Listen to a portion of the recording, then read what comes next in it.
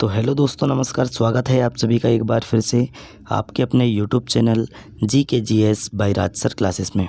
आइए दोस्तों, आज हम जानेंगे 12 अगस्त 2023 का करंट अफेयर। दोस्तों चलिए चलते हैं, बातचीत करते हैं, करंट अफेयर देखते हैं आज का।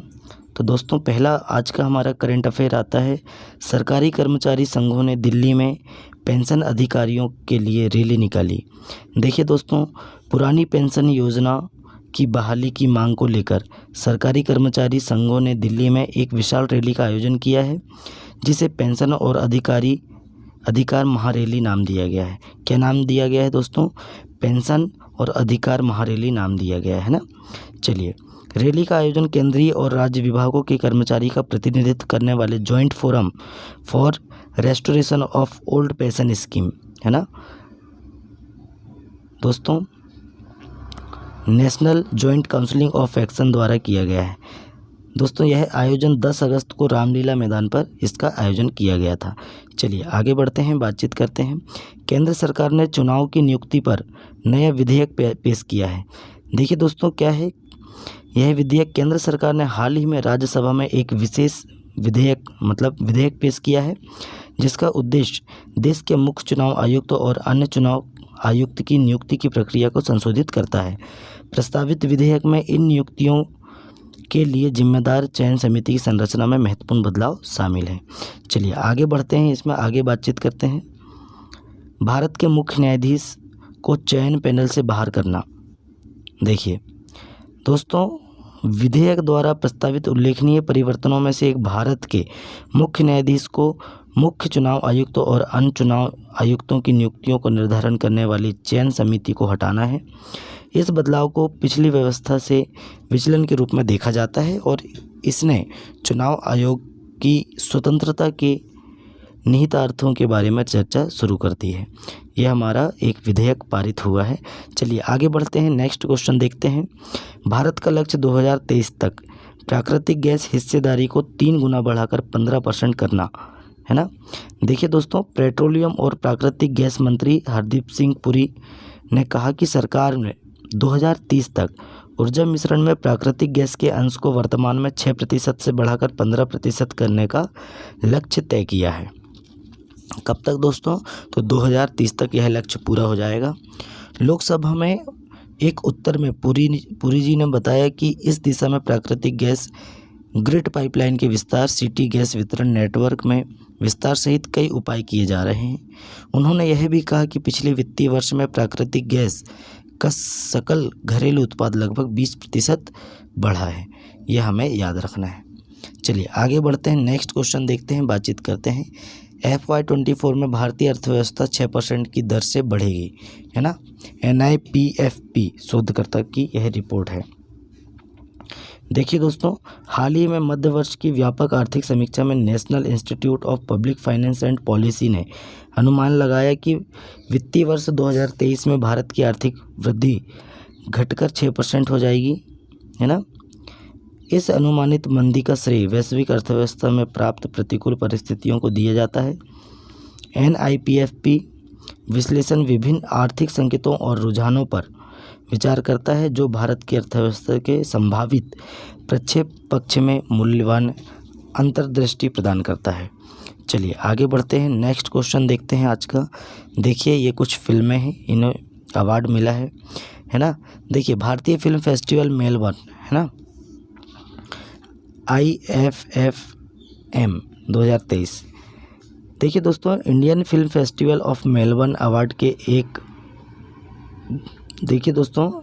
Indian film festival of Melbourne award ने एक बार फिर भारतीय फिल्म उद्योग के बेहतरीन सिनेमाई रत्नों का सम्मान करती हुए केंद्रीय स्तर पर कब्जा किया है ना दोस्तों। 14वें भारतीय फिल्म महोत्सव मेलबर्न में हो रहा है ना। पुरस्कार 11 अगस्त को मेलबर्न ऑस्ट्रेलिया में आयोजित किया गया, जिसमें विश्व स्तर पर भारत की सर्वश्रेष्ठ फिल्मों और OTT सामग्री का सम्मान किया गया। देखिए इसमें देख लेते हैं विजेताओं की सूची है ना। तो दोस्तों पहली आती है बेस्ट डॉक्यूमेंट्री है ना। इसमें दोस्तों अवार्ड मिला है टू किल अ टाइगर है ना। ये फिल्म है to kill a tiger. Best India film है आगरा। है ना। बेस्ट परफॉर्मेंस इन फिल्म है मोहित अग्रवाल फॉर आगरा, है ना। Best performance in a film male में था ये, है ना, मेल में है मोहित अग्रवाल, इनको मिला है आगरा फिल्म के लिए। और महिला में मिला है दोस्तों best performance in a film में महिला में मिला है Rani Mukherjee for mister Chatterjee versus Norway, है ना। आगे देखते हैं, बातचीत करते हैं। नेक्स्ट है बेस्ट डायरेक्टर है पृथ्वी कोनार, है ना, कोनानूर, इनको मिला है। बेस्ट फिल्म है दोस्तों सीतारामन, है ना, सीतारमण या Sitaraman. Best performance in a series Vijay Varma, कौन है दोस्तों, विजय वर्मा फॉर दहाड़ के लिए मिला इन्हें, है ना। बेस्ट परफॉर्मेंस फीमेल में मिला है राजश्री देशपांडे, किसके लिए, trial by fire. Best series में है जुबली, है ना। और दोस्तों बेस्ट और शॉर्ट फिल्म है कनेक्शन क्या है ना, भाई नीलेश नायक। दोस्तों बेस्ट शॉर्ट फिल्म ऑस्ट्रेलिया, है ना। तो होम बाय मार्क रसल बार्नर्ड, है ना, इनको मिला है। चलिए आगे बढ़ते हैं, आप देख लीजिएगा, स्क्रीनशॉट ले लीजिएगा। देखिए दोस्तों उत्तर प्रदेश में पाए गए कैंसर के सबसे ज़्यादा मामले। Indian council of medical research cancer registry के आंकड़ों के अनुसार उत्तर प्रदेश में भारत में कैंसर के सबसे अधिक मामले की गिनती दर्ज की है ना। वर्ष 2022 में के दौरान राज्य ने आश्चर्यजनक रूप से, है ना, 2,10,000 नए मामले का दस्तावेजीकरण किया, जो 2020 में दर्ज 2,01,000, है ना, मामले से महत्वपूर्ण वृद्धि को दर्शाता है। उत्तर प्रदेश राज्य ने कैंसर से जुड़ी मौतों की सबसे अधिक संख्या दर्ज की, जिसमें उल्लेखनीय है 1,16,818 लोगों ने इस भयानक बीमारी के कारण दम तोड़ दिया है। तो उत्तर प्रदेश इस मामले में अव्वल रहा है दोस्तों। उत्तर प्रदेश में पाए गए कैंसर के सबसे ज़्यादा मामले। चलिए आगे बढ़ते हैं, बातचीत करते हैं। बिजली की कमी से जूझ रहे मेघालय में मुख्यमंत्री सौर मिशन लॉन्च। देखिए दोस्तों मेघालय में देखिए हाल ही में मुख्यमंत्री सौर मिशन लॉन्च किया गया है। नवीनीकरण ऊर्जा का दोहन करने और बिजली की कमी को कम करने की दिशा में एक महत्वपूर्ण कदम में मेघालय के मुख्यमंत्री कोनराड संगमा ने मुख्यमंत्री सौर मिशन शुरू किया है। कौन है, मेघालय के मुख्यमंत्री कोनराड संगमा जी हैं, जो पूर्वोत्तर पहाड़ी राज्य के लिए हरित प्रगति के एक नए युग में प्रवेश करने के उद्देश्य से एक अग्रणी पहल है। अगले 5 वर्षों में सरकार से 500 करोड़ रुपए के निवेश द्वारा समर्थित मिशन राज्य के ऊर्जा परिदृश्य को बदलने, इसके सतत विकास में योगदान देने के लिए तैयार है ना। आगे बढ़ते हैं, बातचीत करते हैं। नेक्स्ट देखते हैं भारतीय साक्ष्य विधेयक 2023, भारत की आपराधिक न्याय प्रणाली में सुधार। हाल ही में दोस्तों गृह मंत्री अमित शाह जी ने भारत में आपराधिक न्याय प्रणाली में सुधार के लिए लोकसभा में 3 विधेयक पेश किए। इन विधेयकों में भारतीय साक्ष्य विधेयक भी शामिल है, जिसका उद्देश्य पुराने भारतीय साक्ष्य अधिनियम 1872 को प्रतिस्थापित करना है ना। यह कदम तकनीकी प्रगति और सामाजिक परिवर्तनों के अनुरूप कानूनी सुधारों की आवश्यकता में के जवाब में है ना। और भारतीय साक्ष्य विधेयक के उद्देश्य देख लेते हैं। भारतीय साक्ष्य विधेयक 2023 आपराधिक मामलों में निष्पक्ष सुनवाई सुनिश्चित करने के लिए साक्ष्य के सामान्य नियमों और सिद्धांतों को समेकित और स्थापित करने का प्रयास करता है। वर्तमान भारतीय साक्ष्य अधिनियम पुराना है और इसमें आधुनिक परिदृश्य को पूरा करने वाले सब प्रावधानों का अभाव है। नए विधेयक का उद्देश्य साक्ष्यों से जुड़े कानूनों को आधुनिक बनाकर और उन्हें जनता की वर्तमान ज़रूरतों और आकांक्षाओं के साथ जोड़कर इसे सुधारना है ना। चलिए आगे हैं, नेक्स्ट देखते हैं। NCLT ने जी सोनी विलय पर लगाई मुहर, बनेगी $10 अरब की मीडिया कंपनी। देखिए दोस्तों नेशनल कंपनी लॉ ट्रिब्यूनल, है ना, क्या है दोस्तों, नेशनल कंपनी लॉ ट्रिब्यूनल ने जी इंटरटेनमेंट एंटरप्राइजेस लिमिटेड, है ना, और सोनी पिक्चर्स के विलय को मंजूरी दी है। दोस्तों जी और सोनी ने दिसंबर 2021 में मर्जर का ऐलान किया था। अब NCLT की ओर से जी इंटरटेनमेंट सोनी के मर्जर को मंजूरी दे दी गई है। ट्रिब्यूनल ने 10 जुलाई 2023 को इस मामले में अपने आदेश को रिजर्व रखा था। ट्रिब्यूनल ने 10 अगस्त को सभी आपत्तियों को खारिज करते विलय को अपनी हरी झंडी दे दी है ना। NCLT के इस फैसले के बाद कंपनी के शेयरों में लगभग 10% की तेजी दर्ज की गई है ना। यह हमें याद रखना है। नेक्स्ट है हमारे पास, देखिए सुभाष रूनवाल जी है, life time achievement award RICS इनको मिला है। चलिए आगे बढ़ते हैं, देख लेते हैं।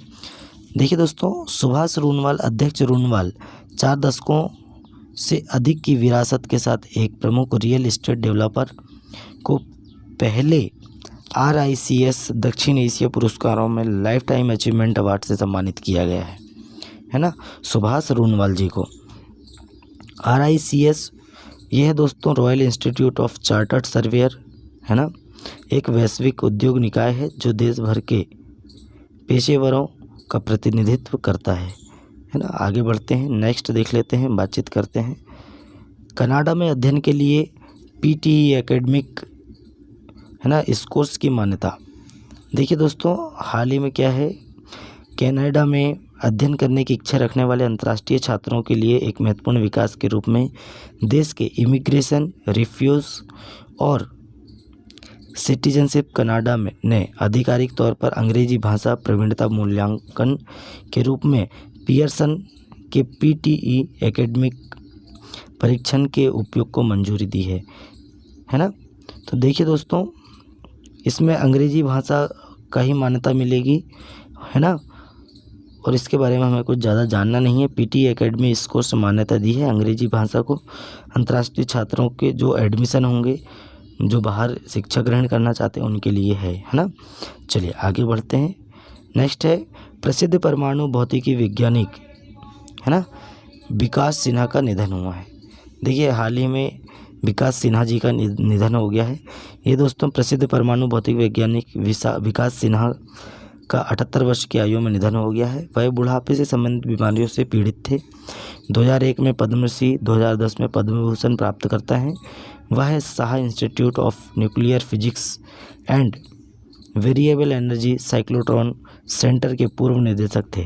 सिन्हा ने परमाणु भौतिकी, उच्च ऊर्जा भौतिकी है ना, क्वार्क, ग्लूऑन, प्लाज्मा और प्रारंभिक ब्रह्मांड विज्ञान में विशेषज्ञता हासिल की। उन्होंने जिनेवा में परमाणु अनुसंधान के लिए यूरोपीय संगठन में प्रयोगों में भाग लेने के लिए पहली बार भारतीय टीम का नेतृत्व किया। तो दोस्तों, इनका विकास सिन्हा जी का निधन हो गया है। यह प्रसिद्ध परमाणु भौतिक विज्ञानी है ना। चलिए आज के लिए हमारा वीडियो यहीं समाप्त होता है। कैसा लगा करंट अफेयर के वीडियो कमेंट करके बताएं। अपने दोस्तों में ज़्यादा से ज़्यादा शेयर करें, लाइक करें इस वीडियो को। चलिए दोस्तों, मिलते हैं नेक्स्ट वीडियो में। तब तक के लिए जय हिंद, जय भारत।